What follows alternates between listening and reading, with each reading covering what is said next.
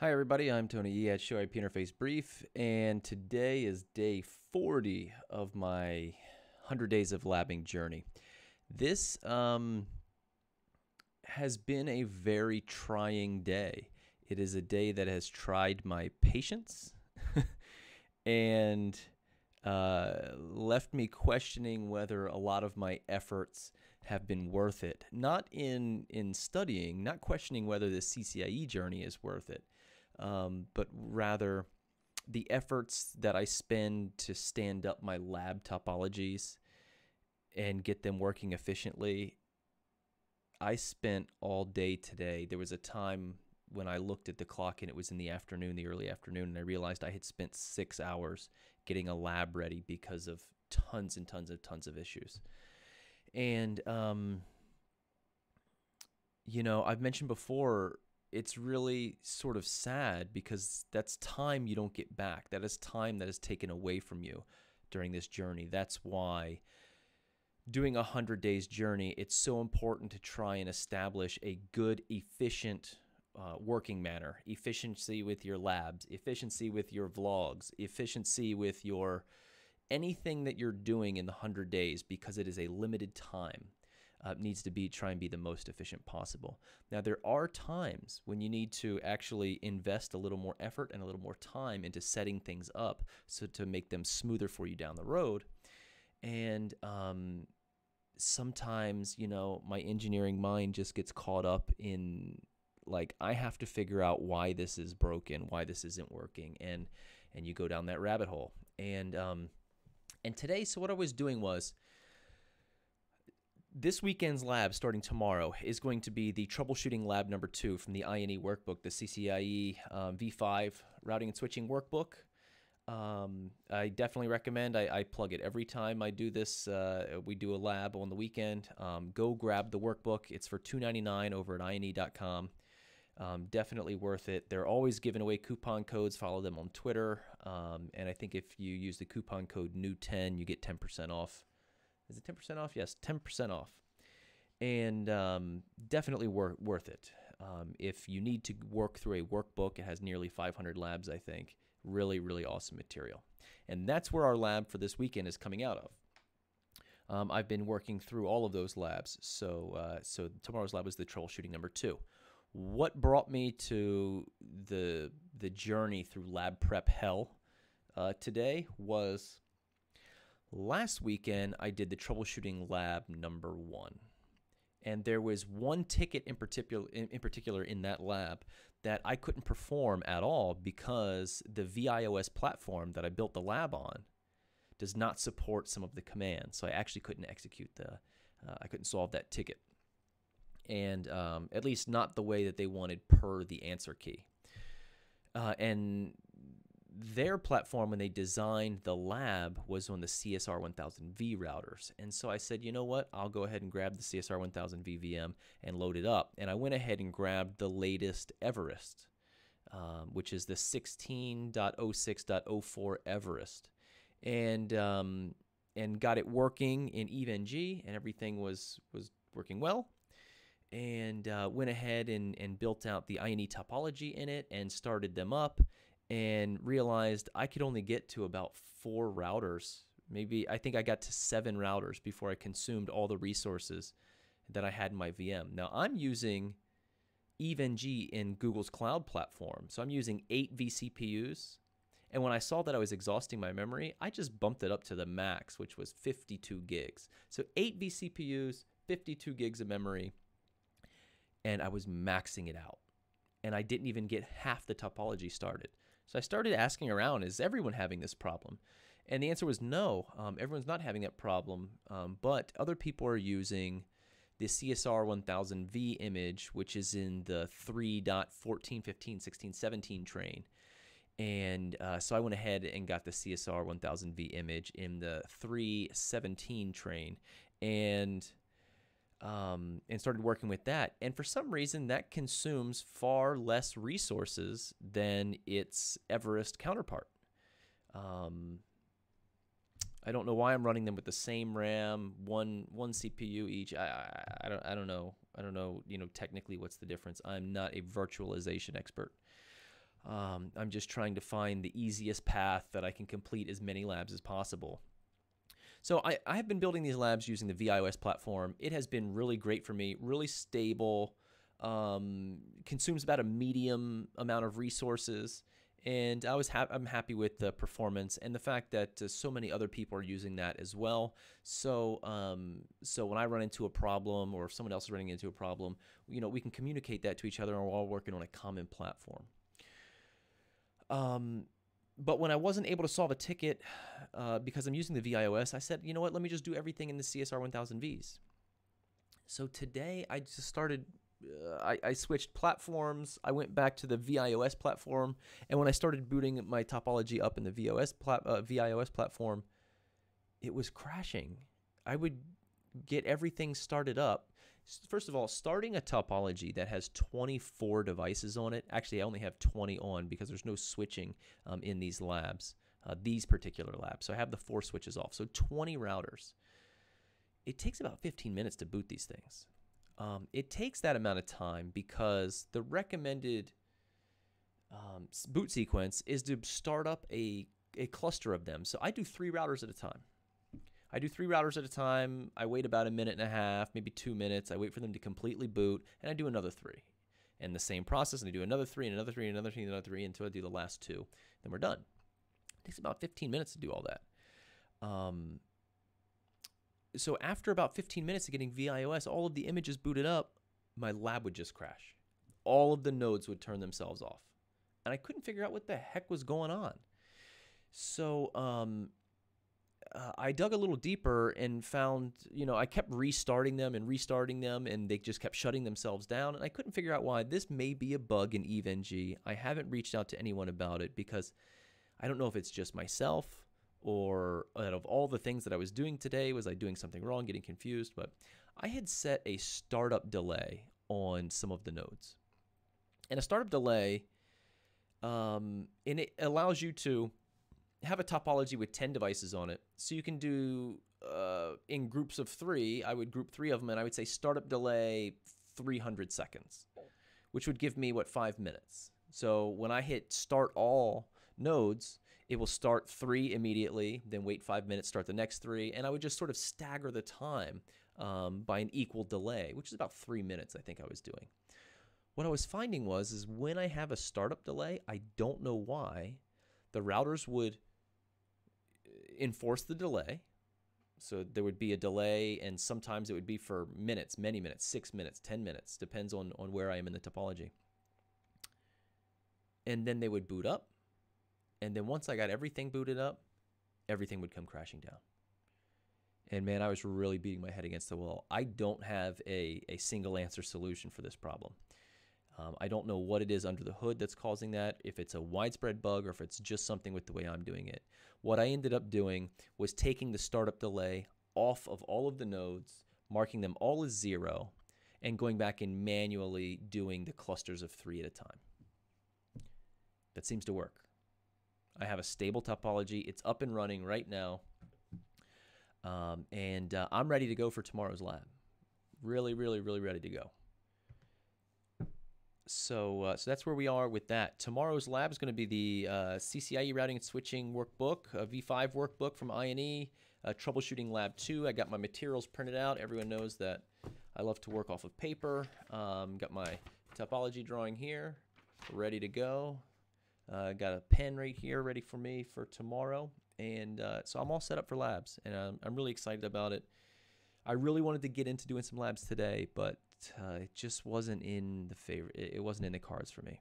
It wasn't. The world wasn't favorable on me getting this ready. So I just tried to start this whole topology using the CSR 1000V images in the 317 train, and I just about maxed everything out. So the CPU gets maxed out once you start up all 20, and I stagger them, so I start all 20. And I was running out of memory, and I put 52 gigs on this VM when I use the CSR 1000Vs because they consume a lot of memory. Each router I gave 3 gigs was the recommended value on EVNG's website, was 3 gigs. So actually what I did was I went ahead and scaled that down to 2. And, you know, after this weekend, I'll try to run a complete CSR 1000 VLAB with 20 devices with 2 gigs of RAM each. I don't know what everyone else is using. I asked a buddy over at the LAN Tamers Discord server, which there is a link below if anyone wants to join us for live chat. Great community, lots of good people. But that's where I chat for my live streams. Join the Discord server. There's a link in the description below. Lots of good people in the community there. So after this weekend, I'm going to try and build the entire 20 router topology CSR 1000Vs with 2 gigs of RAM and see if it, you know, performs well. And if it does, that may be my solution. Okay, so with that, the lab is ready. I want to give a couple of shout outs if I can. Let's see if I can.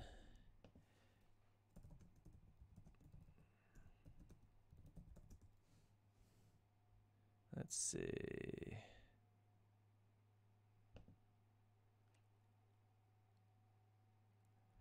Yeah, Tom over at Grey Wolf Packets. He is doing a really awesome journey. He just posted an introduction video today called the 100 Days of Labbing CCNA Security. Man, that looks like it's got a lot of good material in it. This is definitely going to be something you guys are going to want to follow. He's going to set up a whole bunch of labs. I think he's running GNS3 in Google Cloud Platform. I'm running EVNG in Google Cloud Platform. So it'll be interesting to see, you know, sort of as he progresses through his topologies and his labs, you know, sort of how stable the platform is and how mature the platform is. So we're really looking forward to that. Definitely give it a watch. Give him a follow. You can go over on, click the link on Twitter here, or go over to YouTube. You can find him on YouTube, and subscribe to his channel, and there's going to be a lot of good material coming out of that. I know I didn't take the CCNA security. Many of my coworkers did, and I was jealous at some of the material that they were getting because it is really good material. If you are a network security engineer or a network engineer and you work with firewalls, Cisco ASAs, namely in the Cisco track, Cisco routers and switches, and you know, basic security stuff. CCNA security has really awesome fundamentals on all of that stuff and some really good material. So there's going to be some good material coming out of that. I know because I deal with a lot of that in my environment where I work. And when I was looking through their book, the CCNA security book, I was just like shaking my head like, yep, you need to know this, you need to know this, you need to know this. A lot of it is just a ton of really great material. So make sure if anyone wants to join along on that journey, CCNA Security, he's going to be starting up this week, I think Monday. So you guys can jump right in it. So definitely give him a follow and get your lab stood up. And I'm sure he can help you with any advice on getting a GNS3 up and running with a topology up in the cloud. So it's a really good work. And also, man, that 100 days of labbing, it is the movement is alive. You know, a lot of people are pushing forward. So it's really cool. Really cool. It's a really awesome way to sort of drive yourself and hold yourself accountable. That's why I started it, and I know Tom is going to do the same thing. So good luck, man. Really good job. All right, on that, let's see what else do we have to cover. Something on a little personal note. I typically don't share a lot about my personal life on here. I try to keep it relevant to my studies and my journey, but I think the journey isn't all technical, right? Some of it is about your personal life. And yes, tonight is Saturday night. Actually, it is now Sunday morning. It's 12:07 a.m. So last night for me, which would have been Friday night, I went to a dinner at a friend's house. This was a friend that had texted me as part of a group chat and said these were people from when I went to college. I was in the cybersecurity club, and through the cybersecurity club, most of us went on to join the CCDC team. Now, to some people, your ears are going to perk up when you hear CCDC, and for some people, you aren't going to know what it means. It is a collegiate cyber defense competition. I participated in the CCDC 2 years, and I had been hanging around CCDC for many years before and after that, just because I really loved it. I've always I've said this before on stream that I'm a security guy in disguise. I'm a security guy in a network guy's clothing. In fact, I got into networking because in part of the cybersecurity club and some of the CCDC trainings and the stuff that we did as a group, they needed a network guy. They needed someone who was going to do the firewalls. And when they asked who wants to be the firewall guy, I raised my hand, having never done a firewall before, and realized I was the only person with my hand up. So I knew the team was really counting on me, and I really put a lot of effort into learning absolutely as much as I could about firewalls and networking, and I was already in CCNA classes, so I was really, that was one of my first times of really putting the practical knowledge to the test. Even though I wasn't learning Cisco ASAs in CCNA class, I was studying Cisco ASA. I actually went and bought a Cisco ASA prior to the competition just so I could have hands-on. And anyhow, I hadn't seen these people in 4 years, and it was really great to sit down and have dinner with them. It was great to catch up with all of them. Everyone's doing great. It is really, really awesome.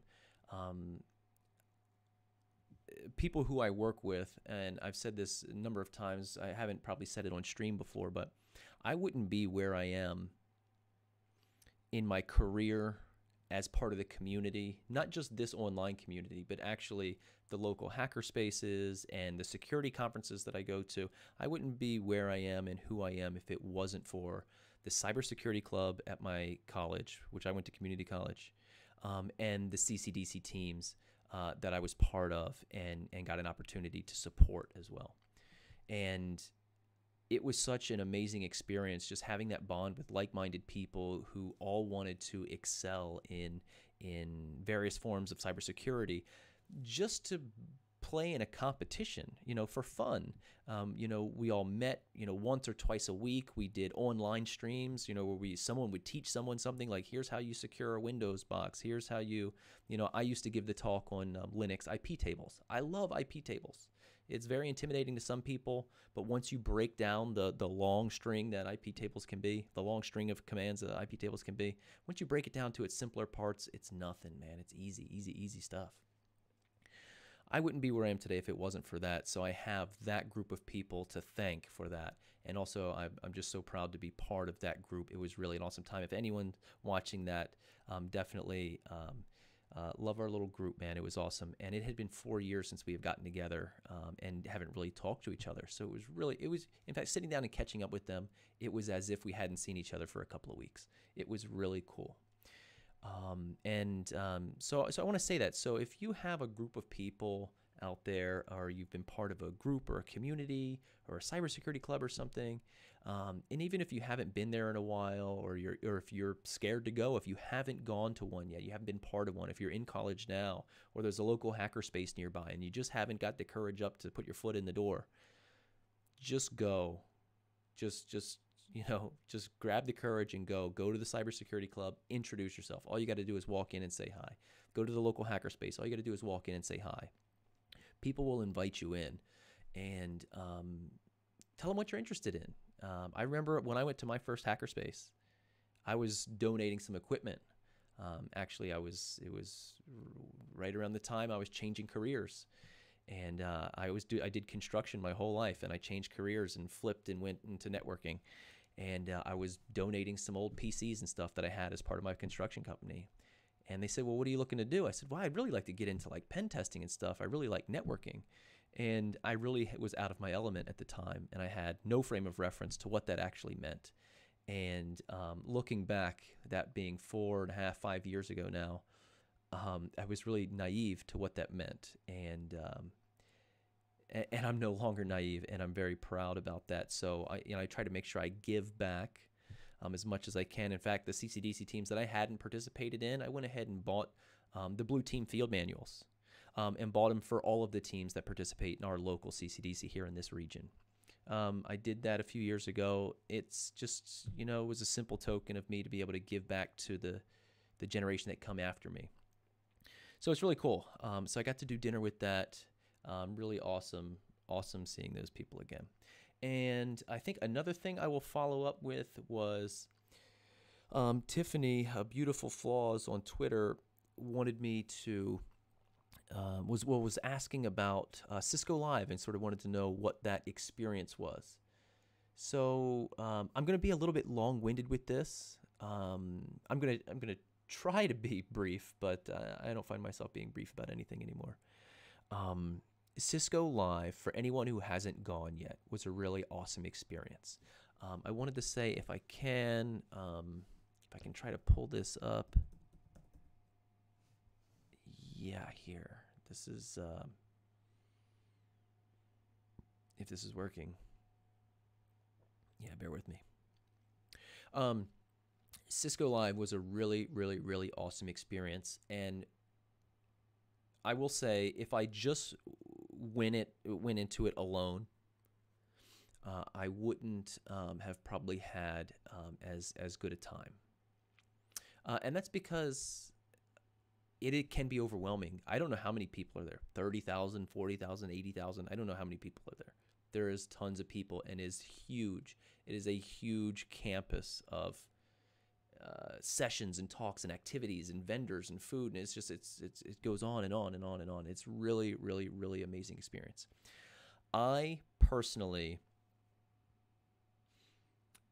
am not an introvert, but I typically will keep to myself. For example, when I'm standing in line at the grocery store, I don't talk to the people in front of me. I don't talk to the people behind me. I keep to myself. I keep my mouth shut, and I get through. I don't normally like, just like stopping someone on the street and saying, "Hey, how you doing?" And just talking with people. And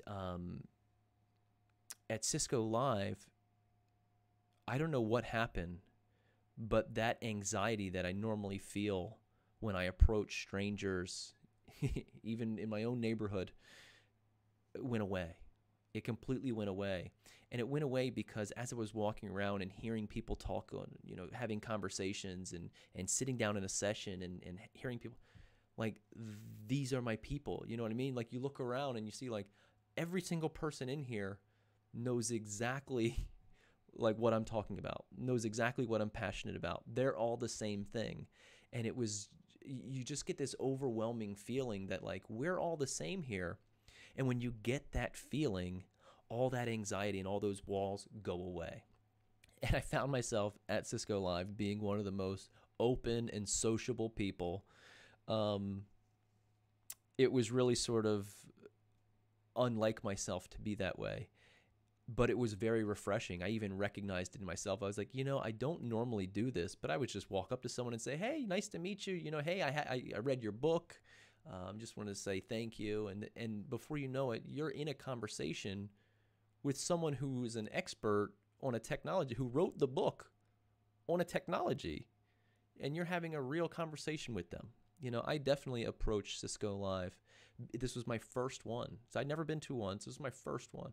I really approached it. I was really sort of like a fanboy for all of the Cisco Live popular people out there. And what I'm telling you here in the past few minutes doesn't really isn't doing Cisco Live justice. There's really an endless amount of topics and discussion to talk about. But I wanted to share that because I think that's something that's kind of like, I had shared that I wrote a short blog for my company, just sort of outlining some of the cool talks that I saw at Cisco Live and sort of what the event was like. And but sort of what I've just said here on stream is something that is really sort of hard to convey in a blog, and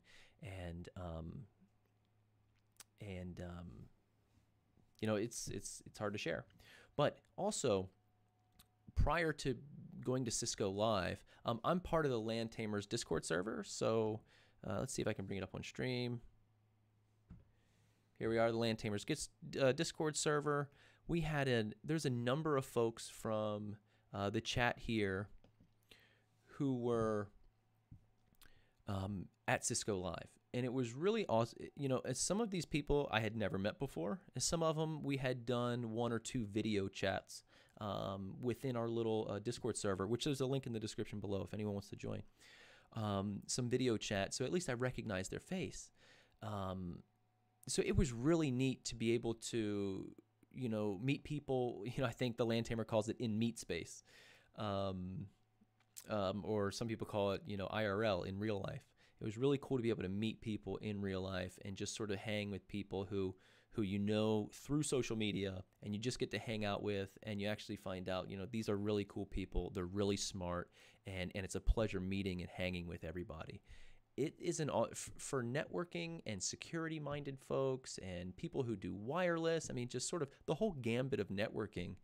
Whether you're a Cisco fanboy or not, all truth be told, I'm not a Cisco fanboy, but I enjoy learning and I enjoy the CCIE journey. And it was just really awesome just being there, being part of that. There's a wealth of knowledge of the people that are in there is immeasurable. It's just so great. One of the things I did want to point out recently, I listened to Zigbit's podcast. So Michael Ziga does a really good podcast, normally focused on Cisco ICE and CCDE type topics and things. But he did a Cisco Live wrap-up, which is here, episode 31. Even though Cisco Live happened 2 months ago or 3 months ago, I personally just listened to this like 2 weeks ago. So I'm sorry, Michael, I'm just getting caught up. But I felt like he did a really good job of wrapping up some of the events. And it was really great to hear his perspective, because a lot of the events that he went to, I didn't go to. I didn't go to a vendor party, like he mentioned, the Worldwide Technologies Party. I didn't go to a vendor party. I'm not a CCIE, so I didn't go to the CCIE party. And there was a number of other outings and things that I wasn't a part of, but that I knew that were going on. And so it was really cool just to hear, from the inside. He was there and sort of described it, and because I was there at Cisco Live, I kind of sort of bringing back those warm feelings again about made me feel like I was there again. And so if Michael Ziga's watching this for any reason, I'm sorry I didn't come by and say hi. I think I passed by you a number of times. I probably passed by thousands of people there, but I definitely had recognized you just through social media, and we had never met in person. And I didn't stop and say hi because you looked like you were busy, but next time I will stop and say hi and introduce myself, and I hope you do the same. So Cisco Live is an amazing experience. I don't know, what more to say. I brought my family with me to Florida because it was Cisco Live was in Orlando, so my family was down there all week long. My wife and kids and my niece, and they went out and they did stuff all day long, and then I would come home in the evenings and we would eat dinner together, or I'd see them just a little bit before bed, and then they went and did the parks. They did Disney and stuff, and I did Disney with them on Friday. I think Friday was a day off. There wasn't any Cisco Live on Friday. Did Disney with them before we flew home, so that was a really great experience to be down there and sort of double it as a family vacation as well. I don't know what else to say. It's a huge, huge, huge, overwhelming experience is what Cisco Live is. And I found myself not feeling the same anxiety that I would normally feel, saying, like, walking into a stadium for a baseball game or a football game, being around that many people, being not in control of so much, sort of, it can make me nervous at times. But when you're at Cisco Live, you realize these are my people, and I am right where I belong here, and it's a really cool feeling. I haven't got that very much, so I found that very unique, and that's something that's kind of hard to convey in writing. So I hope that helps.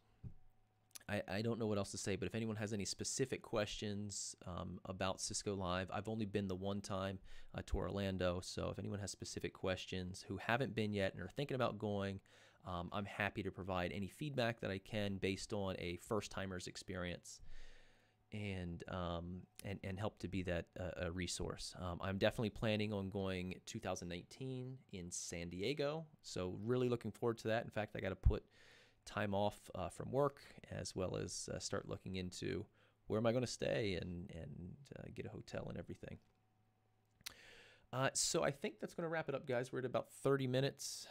It is nearly 12:30 a.m. Tomorrow we're going to be starting this lab at 7:30, 8 o'clock, something like that. I'm going to wake up, have coffee, have a little breakfast, and jump in. And I'm really looking forward to it. And if we don't finish all of the tickets, because this is a troubleshooting lab, so they're all the tasks are ticketed. If we don't finish all of the tickets, I'm also going to stream on Sunday. And to just, whatever I don't finish on Saturday, I'll do on Sunday. Or excuse me, not Sunday, Monday. Monday is a holiday here in the U.S., so whatever I don't finish on Sunday, I will be doing on Monday because it's a holiday. I'm off work, and that's where I'm at. Okay, see you all tomorrow.